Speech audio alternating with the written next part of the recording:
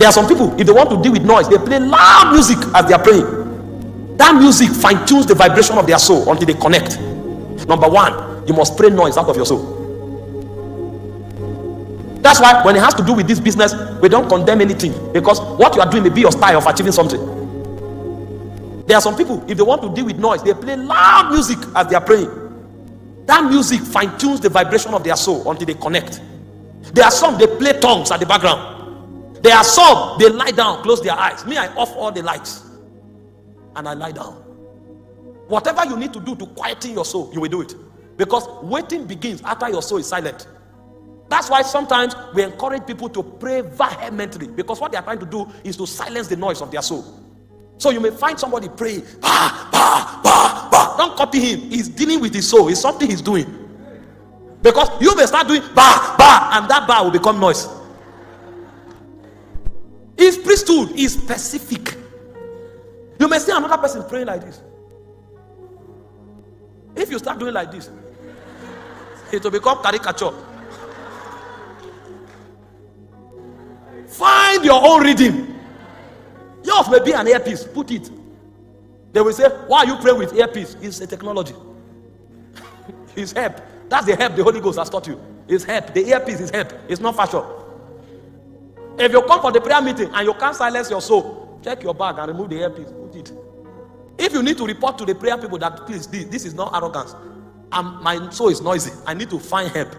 Find that help until you become quiet. The moment you become quiet, your activity will now stop. You will now wait.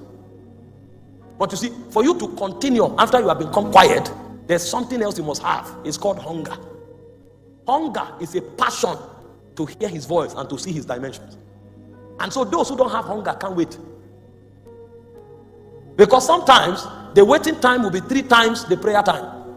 After you have prayed for 6 hours and you thought, man, we have done something, you may need to wait for 12 hours before he shows up. So you will finish praying and you will maintain status quo. If you are not hungry enough, you can't wait. But if you know that your goal is not the 6 hours prayer, your goal is to hear and see him, you will wait. And so after silencing your soul, you must also master the art of patience through hunger. Hunger. I don't know, but I've come to understand that one thing that woos us to God the most is the hunger we have in our spirit. Me, I have some hungers. One of the hunger I have in my spirit is to know God until God can become visible through me. That when you see me, even if I'm in an Arab nation, you can say, this is a man of God. Not because I'm wearing suit, even if I'm wearing jean and shirt. And I'm not going to be acting like a holy man. But the weight of glory should be strong. That if I walk past you in the market, you'll say, who is this? I want to carry God that much, because I studied after the revivalist of old. Men like D.L. Moody, that they can enter a bus stop, people will be slain under the anointing. Nobody know who came, but what he carries is not for church. What he carries is to purge a generation. If D.L. Moody comes to a place and stays there long enough, people will start confessing their sins. They will start crying and weeping. Nobody is preaching, but something is emitting. Energy, divine energy is emitting. Carry so much of God that it doesn't only dominate you, it dominates anywhere you enter.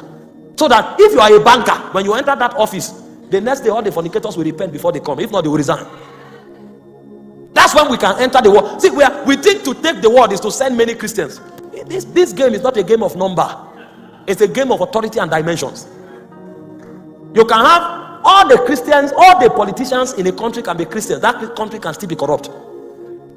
So taking the mountains of influence is not that Christians should be everywhere. Who are the Christians that are everywhere? What do they carry? And so sometimes I weep that I come to a place and I'm even trying, God can't come out. Imagine now that I say, okay, I want the Spirit of God to begin to touch people, and then I say it doesn't happen. I shout, it doesn't happen. I now go down and start touching people, it still doesn't happen, because God is light in me. The weight is not much. My heart breaks if I'm struggling to show God. My heart. That I'm working in a company and nobody is transformed, and I've been there for 2 years because they can't sense God. Those are the things that break my heart. And so when I'm seeking God, I want to be dominated with God. that if I come around your atmosphere, even if I don't pray for you, you too will notice that since you came here, some things have happened. You will now start saying, since I came, I used to have a chronic pain on my tummy. I can't feel it anymore. Nobody prayed. You came into an atmosphere. That was the dimension of Samuel. Saul entered Nayot Ramah. Nobody talked to anybody. He began to prophesy until he became naked. Because the weight of God that Samuel carried encompassed the whole city. The whole city came under the weight. Meanwhile, there are two pastors in one family. They still can't touch God there. Those kinds of things break my heart. People will now come to your house and say, Apostle, we are looking for you. Apostle. And there's a fornicator, there's a thief, there's a liar. Somebody just did abortion. 3 people just died. And you wake up and wear suit as the apostle. No. That's the hunger. So if you find me in a room for 2 weeks, it's because of those hungers. I'm asking myself, if I go out, will it be the same? I come to that meeting, I come to that place, and nobody knew that God came. So why go out? I'd rather remain here. So I will wait. I would rather wait for 1 week and go out once in a day, and let that my outing for once make more impact than somebody who has been out for 1 year. If you don't have hunger, you can't wait. It's what you desire that will keep you there. The reason the people in the diamond mine are under the cave digging for months is because they have appetite for diamond. They are looking for that time when they will turn their torch and something will shine. That glitter is the greatest joy of their soul. They can be in the cave digging for 3 weeks and flashing their lights and digging. The moment they see one spark, they are overjoyed. Because of that one spark that a diamond is here, they can dig for 2 years. And they dig until a rock becomes a cave, and they are still digging because there's a diamond. They won't go until they see it. And so when you come into God's presence, if you have a passion for something like that, you will wait. Another reason I wait is because our world is dying, and only few men are able to pull men out of the pit. I want everybody who hears me to be set on fire. Even if I just say God loves you, let something begin to happen to him, that iniquity breaks off his heart. I want to walk into a meeting and I see crutches on the floor, wheelchairs empty. So because of that, I will wait. I will wait. There's something of God that must rub off on me. There are too many average people. This kinds of hunger is what keeps you in God's presence. Not because they say let's pray for 4 hours. They may finish praying for 4 hours, but what you are looking for, you have not found it. You will remain there. It's called priesthood, the art of waiting. Waiting until something of God rubs off on you, so that when you go out, you become a reflection of that dimension of God to your generation. Paul said, henceforth know we no man after the flesh. We have Christians in every strata in Kenya. I don't know if there is one strata or one economic unit where there are no Christians. Is there any like that in Kenya?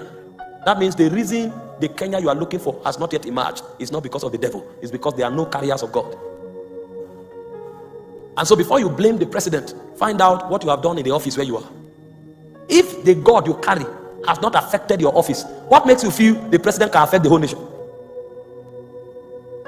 Do you know that all of us in all the units of this country, if we transform it, we won't need the president to do anything?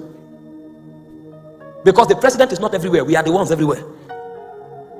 If all the Christians in the academia transforms the academia or the academic world, you won't need the president there. In fact, the president will start struggling to do something to also be relevant, because before he comes, you've changed it.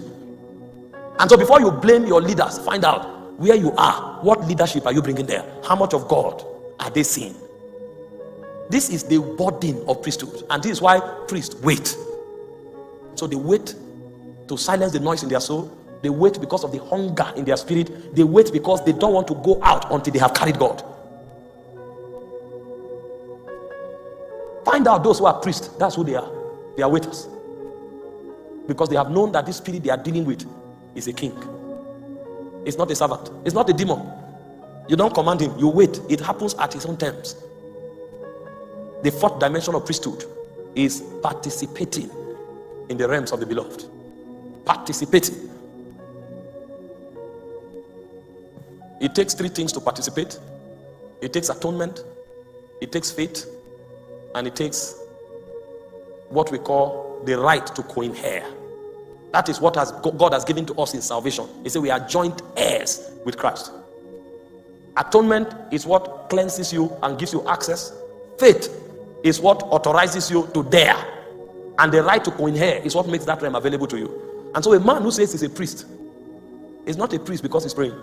He can tell you the things he can handle in God because he participates. Everybody who is a priest, hear this, everybody who is a priest has a place in God where he stands, and he knows it. There are people who handle healing, they handle it because the angels they interact with, the patriarchs they interact with, the mantles they interact with, healing is their signature. And so any day, anytime, they can present it as a testament of their participation